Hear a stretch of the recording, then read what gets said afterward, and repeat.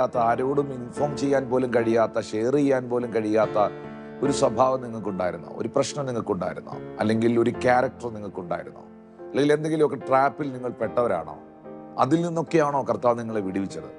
ഉറപ്പായിട്ടും നിങ്ങൾ ശക്തമായി കർത്താവിനെ സ്നേഹിക്കുന്ന ആളായിരിക്കും.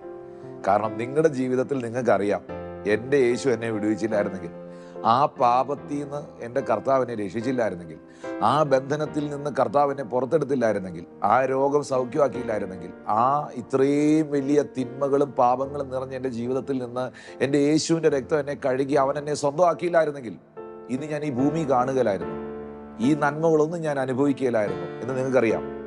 ആ അറിവും ബോധ്യവും ഉറപ്പുള്ളവനാണ് കർത്താവിനെ അധികം സ്നേഹിക്കുന്നത്, അധിക കാര്യങ്ങൾ കർത്താവിന് വേണ്ടി ചെയ്യുന്നത്.